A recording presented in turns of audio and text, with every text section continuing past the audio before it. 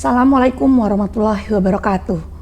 Anda semua bertemu kembali dengan Bu Marini. Kali ini kita akan belajar bersama, yaitu pelajaran fisika tentang relativitas khusus. Sebelum masuk kita belajar, tetap Ananda semua semoga tetap sehat, semangat, dan bahagia. Baik Ananda, kalau Ananda ingat mungkin ketika waktu kecil ya, Bu Marini juga pernah mengalami seperti itu. Di dalam kendaraan, misalkan ketika saya naik kereta api, kemudian kereta berjalan sambil saya melamun melihat keluar jendela kereta api, itu saya merasakan pemandangan yang ada di luar kereta api itu rasanya bergerak. Padahal saya atau kalian yang berada dalam kereta apilah yang bergerak. Tapi kita merasa bahwa tiang listrik, pohon, pemandangan rumah itu yang bergerak. Pasti kalian sering merasakan seperti itu. Seolah-olah mereka yang berada di luar kereta atau di luar kendaraan itu bergerak berlawanan arah atau menjauhi kalian, mundur begitu ya, seolah-olah bergerak mundur gitu. Nah, itu yang pertama kita sering merasakan seperti itu. Atau Ananda ketika kalian berkendara, ya, misal naik motor nih, ketika kalian disalip oleh kendaraan lain, ya, oleh kendaraan lain, dibandingkan ketika kalian berpapasan dengan kendaraan lain, di mana kendaraan lain tersebut mempunyai kecepatan yang sama, apa yang kalian rasakan? Tentu saja kalian akan merasakan hal yang berbeda. Ketika kalian disalip oleh kendaraan, misal kendaraan yang nyalip kalian kecepatannya 60 km per jam. Nah, disalip dengan kendaraan dengan kecepatan tersebut, kalian merasa bahwa yang menyalip kalian itu tidak sengebut kendaraan yang berpapasan dengan kalian dengan kecepatan yang sama. Catatan, kecepatan mereka sama, tapi apa yang kita rasakan berbeda. Kendaraan yang nyalip kita rasa lebih lambat daripada kendaraan yang berpapasan dengan kita. Nah, hal-hal tersebut itu yang menjadi dasar untuk kita belajar tentang teori relativitas khusus. Kenapa? Sesuai dengan namanya, relativitas. Relativitas itu berarti ketergantungan. Siapa yang melihat, siapa yang mengamati. Nah, kita akan membahas itu tentang teori relativitas khusus. Nah, teori relativitas khusus itu yang paling terkenal itu dinyatakan dengan postulat Einstein. Ada dua postulat yang dinyatakan oleh Einstein. Yang pertama adalah hukum fisika memiliki bentuk yang sama pada setiap kerangka acuan yang bergerak dengan kecepatan tetap, kerangka tetap, atau yang kita sebut sini sebagai kerangka acuan inersial. Nah, kerangka acuan inersial itu adalah kerangka acuan yang diam atau dia bergerak dengan kecepatan tetap. Yang kedua, postulat kedua adalah cahaya merambat melalui ruang hampa dengan cepat rambat tetap sebesar 3 × 10⁸ meter per detik. Dan kelajuan cahaya tidak tergantung pada kelajuan sumber cahaya maupun pengamatnya. Jadi selalu tetap. Nah, ini postulat yang dinyatakan oleh Einstein sebagai dasar untuk teori relativitas khusus. Nah, sekarang kita melihat tentang kecepatan relativistik. Dengan adanya postulat Einstein, maka hukum penjumlahan kecepatan yang konvensional yang kita tahu dinyatakan oleh Newton ya dalam fisika klasiknya itu tidak berlaku lagi jika benda tersebut bergerak dengan kecepatan yang sangat tinggi. Berapakah kecepatan yang sangat tinggi itu? Yaitu kecepatan yang mendekati kecepatan cahaya, sama atau mendekati dengan kecepatan cahaya. Sehingga dalam kecepatan relativistik diperlukan suatu persamaan kecepatan ya, yang itu nanti menjadikan hasilnya tidak mungkin melebihi dari kecepatan cahaya. Nah, dalam relativitas Newton, kalian perhatikan gambar ini, ada seorang pengamat di pinggir jalan, kemudian ada kendaraan, kemudian di atas kendaraan ada seseorang yang melemparkan sesuatu, melepaskan sesuatu. Nah, kalau kedua benda tersebut bergerak sangat cepat mendekati kecepatan cahaya, di mana kecepatan dari mobil tersebut sebesar 0,8 C, 0,8 kali kecepatan cahaya, sedangkan orang yang berada di atas kendaraan melemparkan sesuatu, benda yang searah dengan kecepatan dari kendaraan tersebut dengan kecepatan 0,6 C, maka pengamat yang berada di jalan, menurut relativitas Newton, ya, menurut gerak Newton, maka kecepatan dari benda B yang diamati oleh pengamat D adalah 0,8 C ditambah 0,6 C. Berarti total berapa? 1,4 C. Artinya kecepatan dari benda B adalah 1,4 kali kecepatan cahaya. Padahal hal tersebut tidak mungkin. Jadi belum ada satu benda apapun yang kecepatannya melebihi kecepatan cahaya. Sehingga untuk benda-benda yang bergerak relativitas, benda-benda yang bergerak relativistik mendekati kecepatan cahaya, hukum penjumlahan gerak secara Newton tidak berlaku. Nah, yang berlaku apa? Yaitu kecepatan relativistik yang dinyatakan oleh Newton. Artinya kecepatan benda B yang diamati oleh pengamat D itu nilainya akan sama dengan VBA atau kecepatan benda B terhadap A ditambah dengan kecepatan A, kecepatan orang tersebut terhadap pengamat, dibagi dengan 1 plus VBA VAD per C kuadrat. Nah, persamaan inilah yang disebut dengan penjumlahan kecepatan relativistik. Nah, penjumlahan kecepatan secara relativistik ini akan bisa juga berlaku untuk benda-benda yang bergerak jauh lebih lambat seperti gerak-gerak Newton, ya. Itu juga berlaku, tapi tidak sebaliknya. Kecepatan dari penjumlahan kecepatan Newton tidak bisa diperlakukan untuk benda-benda yang kecepatannya mendekati kecepatan cahaya. Baik Ananda. Nah, untuk lebih jelasnya kita lihat contoh soalnya. Seorang pengamat di bumi melihat pesawat A mendekati bulan. Nah, ini kita gambar dulu supaya lebih mudah. Ini bumi, ya. Nah, ada pengamat di bumi.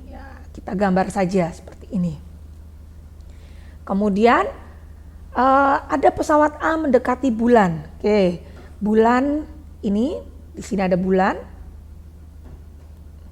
Kemudian ada pesawat A mendekati bulan. Ini kita gambar pesawat begini. VA. Kemudian dan pesawat B menjauhi bulan. Di sini ada pesawat kedua yaitu pesawat B bergerak menjauhi bulan. Oke. Baik, gambarnya seperti itu ya. Nah, hitunglah kecepatan pesawat A menurut B dan hitunglah kecepatan pesawat B menurut A. Baik Ananda, kita ingat kembali tadi di awal, kalau kalian naik kereta api kemudian melihat pemandangan di luar bergerak gitu ya, kira-kira kecepatan gerak benda-benda yang berada di luar kereta api menurut kalian berapa ya? Apakah sama dengan kecepatan kalian naik kereta api? Nah, mestinya sama ya. Jadi kalau kalian naik kereta api, orang yang di luar kereta api, misal kereta apinya bergerak dengan kecepatan 40 km per jam, maka orang yang berada di luar kereta api akan melihat kamu bergerak dengan kecepatan 40 km per jam. Misal geraknya ke utara, ya berarti orang yang di luar kereta api akan melihat kamu bergerak ke utara dengan kecepatan 40 km per jam. Tapi kamu yang berada di dalam kereta api merasa kamu diam. Ya, yang bergerak siapa? Yang bergerak orang yang berada di luar kereta api. Yang bergerak itu pohon, tiang listrik, itu yang bergerak. Kecepatannya berapa? Sama, 40 km per jam. Arahnya bagaimana? Arahnya berlawanan. kamu akan merasa kalau kamu bergerak ke utara, maka pohon-pohon itu akan bergerak ke selatan. Ya, pohon-pohon akan bergerak ke selatan. Nah, ini menjadi dasar untuk kita mengerjakan soal berikut. Oke ya, kita lihat yang A, kecepatan pesawat A menurut B. Berarti kalau menurut B, pengamatnya adalah si B. Pengamatnya adalah si B, orang yang berada di dalam B, di dalam pesawat B. Sehingga kalau pengamatnya B, menurut si B itu dia diam. Ya, menurut B dia diam. Berarti yang bergerak siapa? Yang bergerak ya benda-benda yang berada di luar pesawat. VA, kecepatan pesawat A bergerak, bulan bergerak, bumi juga bergerak. Nah, oke. Sekarang kalau kita lihat VA, kalau seolah-olah B-nya diam ya, pengamat B berarti B diam. Nah, ketika B diam, B itu akan merasa bahwa kecepatan A bergerak mendekati dia. Ya, dengan kecepatan VA adalah 0,8 C. Kalau kita lihat gambar sini oke lah, seolah-olah dia bergerak ke kanan. Kita anggap itu positif ya. Sedangkan bumi atau bulan yang berada di luar pesawat berarti bergerak kemana? Bergeraknya tentu saja berlawanan arah dengan gerak B. Kalau B ini bergerak ke kanan, ya ke kanan, maka menurut si B, bulan dan bumi itu bergeraknya ke kiri. Dengan kecepatan berapa? Kecepatannya karena bergerak berlawanan berarti min 0,6 C. Nah, ketika kalian sudah bisa mengidentifikasi kecepatan A dan kecepatan B, maka kita masukkanlah ke dalam persamaannya bahwa kecepatan A menurut B adalah VA plus VB per 1 plus VA VB dibagi C kuadrat. Oke, kita masukkan. VAB berarti 0,8 C ditambah min 0,6 C dibagi 1 plus 0,8 C dikali min 0,6 C dibagi C kuadrat. Oke, yang atas menjadi 0,2 C, yang bawah 1 dikurangi 0,48. Ya, ini C-nya habis ya. Dari sini setelah dihitung akan kita dapatkan nilainya adalah 0,38 C. Berarti menurut B, menurut orang yang ada di dalam pesawat B, kecepatan pesawat A adalah 0,38 C. Oke.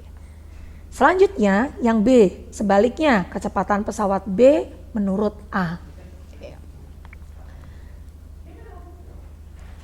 Kecepatan pesawat B menurut A berarti pengamatnya adalah A. Pengamatnya adalah orang yang berada di dalam pesawat A. Kalau pengamatnya A, berarti A dianggap diam. Ya, A dianggap diam. B tadi bergerak ke kanan dengan kecepatan sebesar 0,6 C.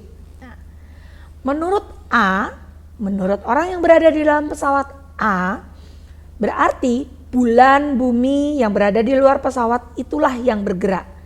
Karena A itu bergerak ke kanan, maka bulan dan bumi itu dianggap oleh si A bergerak ke kiri dengan kecepatan sama dengan kecepatan A, min 0,8 C.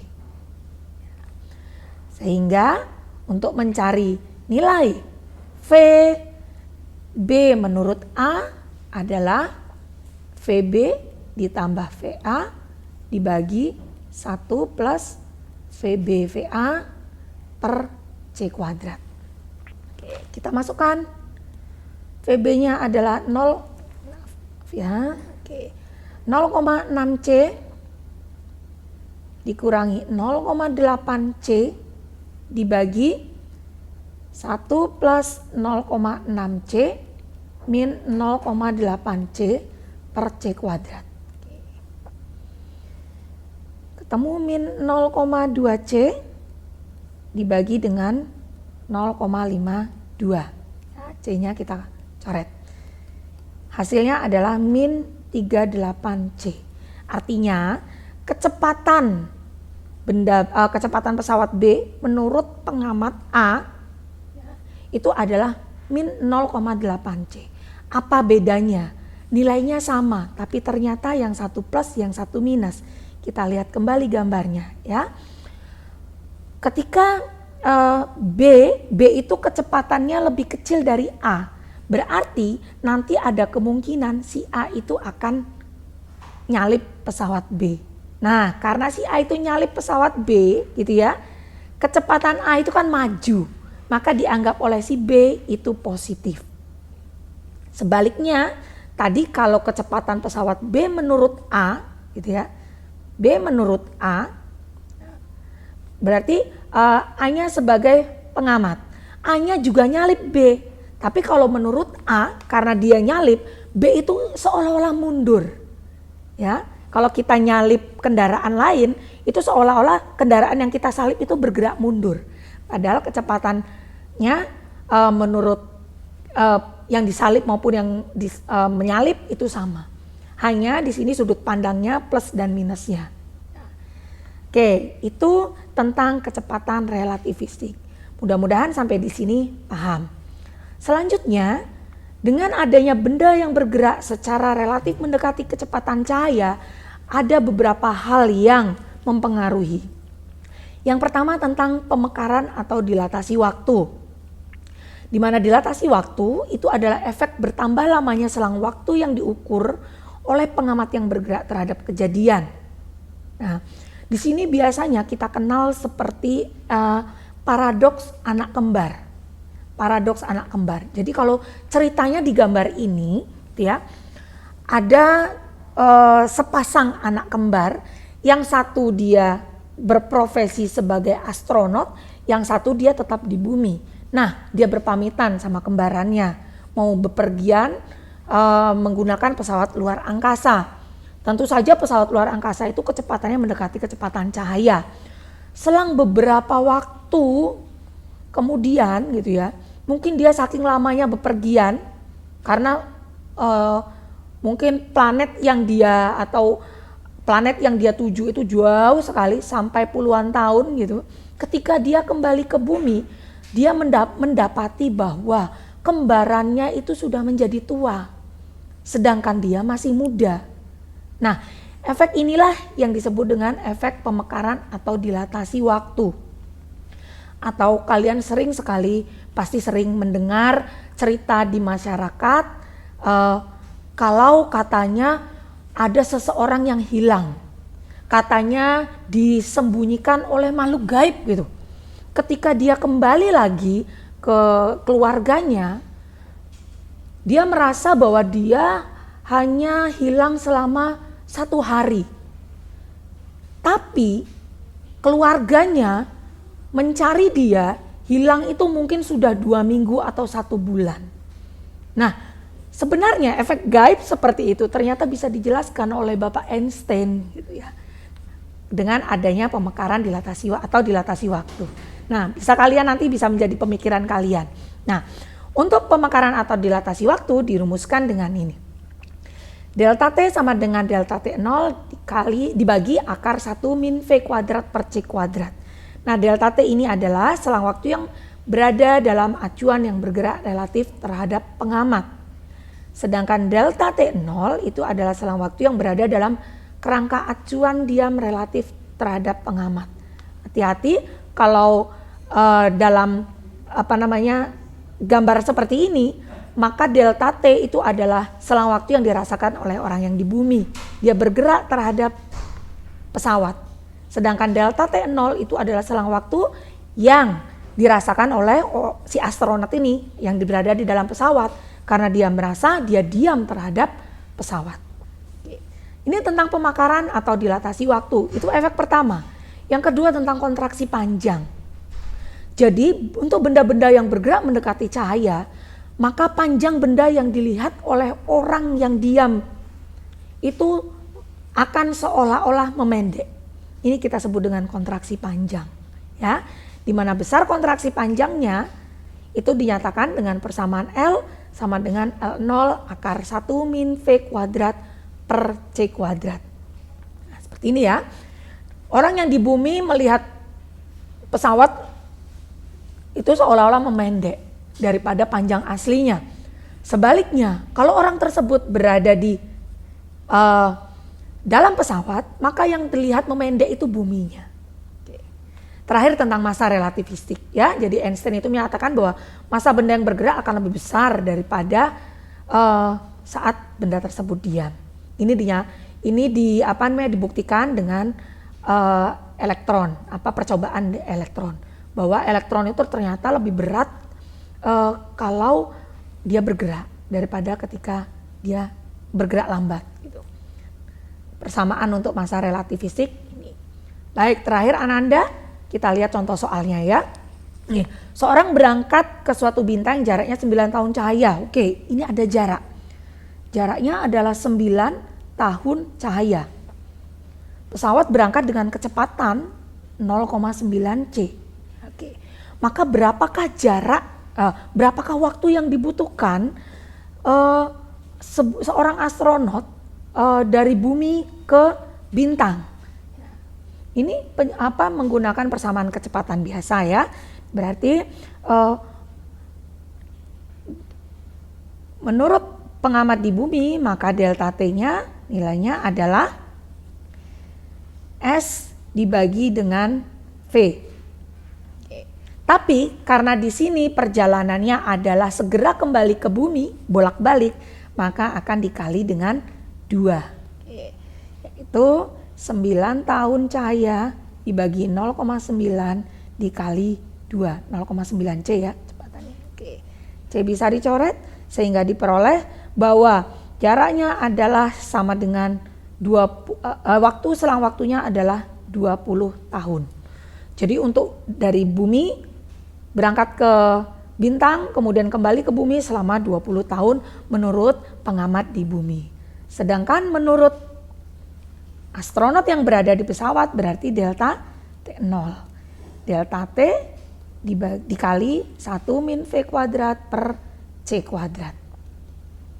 20 dikali 1 min 0,9 C kuadrat per C kuadrat.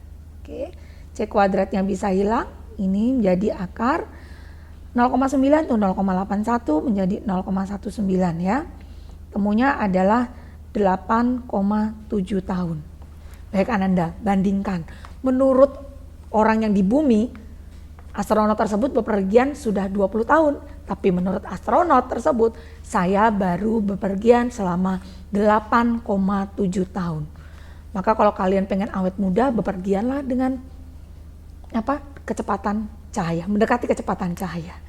Ya Ananda, dari 3 efek tersebut, efek relativistik dan penjumlahan relativistik, mudah-mudahan ini menambah wawasan kalian tentang teori relativitas khusus. Baik, sebelum saya akhiri, mudah-mudahan kalian tetap sehat, semangat dan bahagia. Jangan lupa menurut Albert Einstein, imajinasi lebih penting daripada pengetahuan. Pengetahuan itu terbatas, sedangkan imajinasi mencakup seluruh dunia, menstimulasi kemajuan dan melahirkan evolusi. Maka Ananda jangan berhenti untuk berimajinasi, jangan berhenti untuk bermimpi, karena kunci sukses kalian bermula dari imajinasi. Terima kasih. Assalamualaikum warahmatullahi wabarakatuh.